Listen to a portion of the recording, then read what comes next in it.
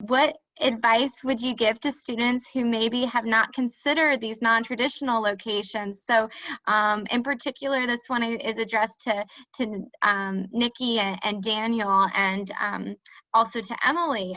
Perhaps they don't even know where these countries are in the world, and so what would you say to them about choosing somewhere that's they might not have ever heard of before, or don't know where to get started?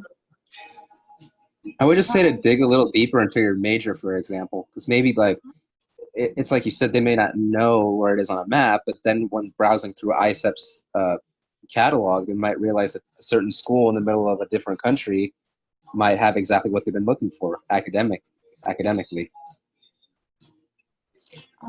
Yeah, and I would add to that, just you have all the list of countries where ISEP has programs, or the map. I don't remember exactly what's on the website.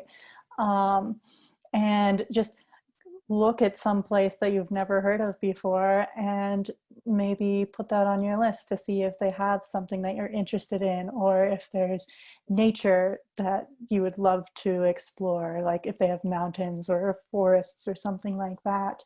And then really just try it out, apply for it, because you don't know what, if you don't know what to expect, you're not going to be disappointed.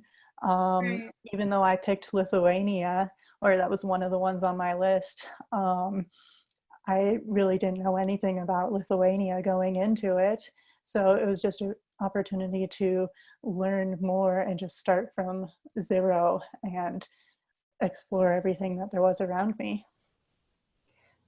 I have to say, to the student who asked this question, I can really identify, because I speak Spanish, and I was planning on going to Spain because I wanted to take all my classes in Spanish and get better at the language.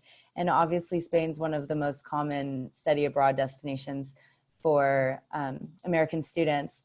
And so when I picked Ghana, like pretty soon after, I just felt so excited, because I was thinking I'll have many opportunities. I mean, I've never been to Europe either, but I think I'll be able to go to Europe at some point, whereas Africa, like, it hadn't really crossed my mind. It's obviously not as popular, as common as a destination. And I'm so happy I picked that, because not only like were my eyes open to a whole nother world, but now I have friends in Ghana, and like when the restrictions are open, that's probably the first place I'm going to travel to. And if I had just stuck with, somewhere in Europe or Australia, anywhere English speaking, I never would have had this opportunity. And so I'm really grateful that I went, somewhere a little more out of the box.